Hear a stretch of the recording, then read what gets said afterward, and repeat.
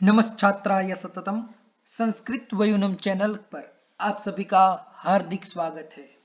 यदि आपने अभी तक संस्कृत वयूनम चैनल को सब्सक्राइब नहीं किया है तो सब्सक्राइब करें संस्कृत वयूनम, क्योंकि अधिकतर जो दर्शक गण है वह वीडियो तो देखते हैं, सुनते हैं, लेकिन वह इस चैनल को सब्सक्राइब नहीं करते। तो ऐसे दर्शक गणों से हमारी विनंती है कि आपको यदि यह कंटेंट अच्छा लग रहा है, आपको हमें सुनना पसंद है, तो इस वीडियो को और इस चैनल को सब्सक्राइब करें और हमें ऐसे ही वीडियो को बनाने के लिए प्रेरित करते रहे। अष्टांग हृदय की श्रृंखला में हमने पूर्वोक्त वीडियो में रोग विशेष अधिगम के 5 जो उपस्तंभ है उनको देखा था, जैसे कि रोगम निदान प्रागरूप लक्षणोपशयाप्ति भी, यानी निदान प्रागरूप लक्षण उपशय और आपति, यह जो 5 है वह रोग विशेष के ज्ञान के लिए उपयुक्त होते हैं। अब प्रस्तुत श्लोक में उपशयादि प्रसंगे च देश कालो अपि उपयुज्येते। अब उपशय आदि की जब रोग विशेष अधिगम में चर्चा चल रही है, तब हमें देश और काल का ज्ञान होना भी अत्यंत आवश्यक है। जिस प्रकार से निदान प्रागरूप इत्यादि के माध्यम से हम अंदरूनी जो कारण है, हेतु है, उनको जानते हैं, तो उसी प्रकार से हम इस धरातल पर रहते हैं, तो इस धरातल का जो बाहरी वातावरण है, एटमॉस्फेयर है, वो भी हमें कहीं ना कहीं असर करता है। तो इसी आधार पर देश की स्थिति बताते हुए महर्षि वाग्भट्ट कहते हैं, अतः तो अपि पठति, यानी कौन कौन से भूमि देश, देह देश इत्यादि की बात करेंगे। तो कहते हैं भूमि देह प्रभेदेन देशम आहु इह द्विधा। इह यानी अस्मिन आयुर्वेद शास्त्रे भूमि देह प्रभेदेन, भूमि भेद से और देह भेद से 2 प्रकार के देश बताए गए हैं। ठीक है, तो सर्वांग सुंदराकार कहते हैं यह अस्मिन आयुर्वेद शास्त्रे, इस आयुर्वेद शास्त्र में आचार्याः, आचार्य कौन कौन आचार्य, चरक सुश्रुत वाग्भट्टादय, तो चरक सुश्रुत वाग्भट इत्यादि जो भी महर्षि है वह द्विधा यानी 2 प्रकार से, प्रकार वचन में धा प्रत्यय होता है, तो 2 प्रकार के यानी 2 टाइप्स के देश जो है वह कहते हैं। तो कौन है वह देश के 2 टाइप्स, तो भूमि भेदेन देह भेदेन, एक तो हुआ भूमि भेद और एक हुआ देह भेद, क्योंकि क्षिति जल पावक गगन समीरा पंच रचित यह अधम शरीरा, तुलसीदास जी भी रामचरितमानस में कहते हैं कि क्षिति जल पावक गगन समीर, यानी पृथ्वी जल वायु तेज और आकाश, इन्हीं पंच महाभूत तत्वों से यह शरीर जो है वह बना है। तो यह भी एक भूमि ही हुई। तो इसीलिए यहाँ पर आचार्य ने देह का भी एक परिगणन देश के रूप में कर दिया है। और यह पंचभूत से बना हुआ जो यह पुतला है वह आखिर तो पंचभूत में ही मिल जाएगा। तो इस वजह से उसको भी, इस शरीर को भी, इस काया को भी हमने देश माना है। तो यह देश जो है देह भेद से वो तो अत्यंत प्रसिद्ध है। ठीक है, आप सभी को पता ही है कि हाथ है, पैर है, ठीक है, मत्था है, तो यह सारे चीजें तो पता है। लेकिन आगे भूमि भेद, ठीक है, तो भूमि जो है वह निराली है, ठीक है, अलग अलग भूमि होती है।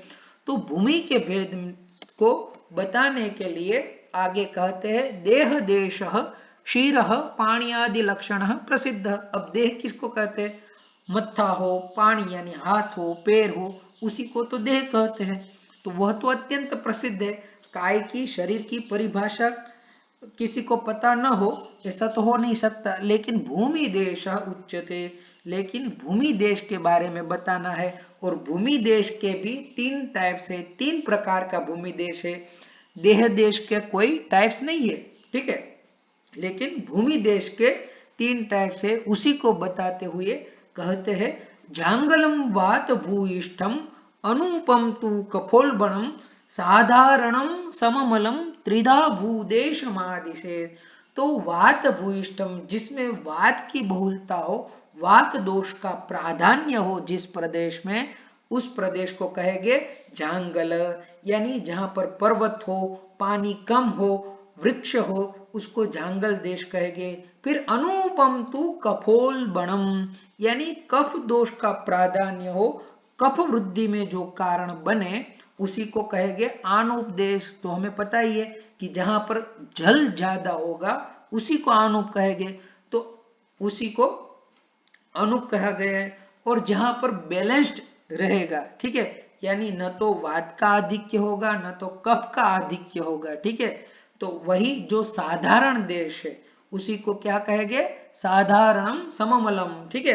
तो जहां दोषों की समानता हो, वात पित्त और कफ दोष बैलेंस रहते हो, इसको साधारण कहेंगे। त्रिधा भूदेशम आदि से, तो इस प्रकार से भूदेश को, भूमि प्रदेश को 3 प्रकार से कहा गया है।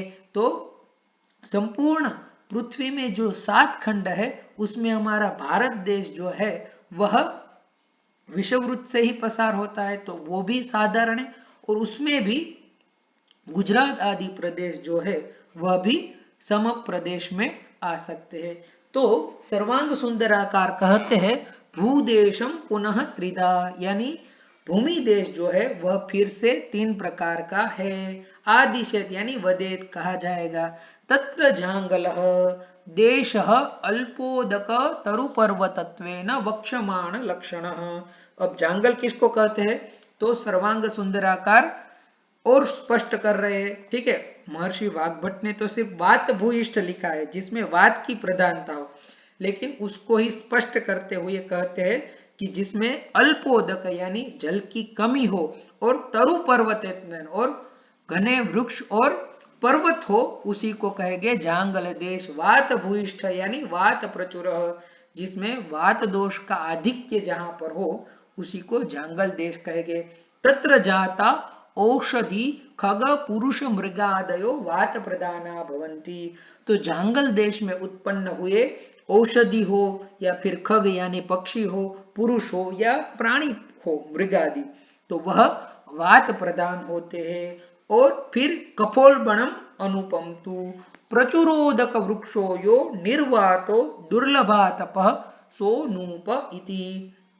तो जहां जल का आधिक्य हो और ऐसे ही वृक्ष हो और वायु की, वात की कमी हो और दुर्लभ आतप हो, जहां पर सूर्य की धूप जो है वह न आती हो, उसी प्रदेश को अनूप प्रदेश कहेंगे। सच कफ प्रधान, ऐसा प्रदेश जो है वह कफ प्रधान रहता है। तज्जाश्च औषध्यादयः स्निग्धा भवन्ति, वहां की जो औषधि खग पुरुष मृग इत्यादि जो होते हैं वह स्नेह प्रधान रहती है, स्निग्ध रहती है।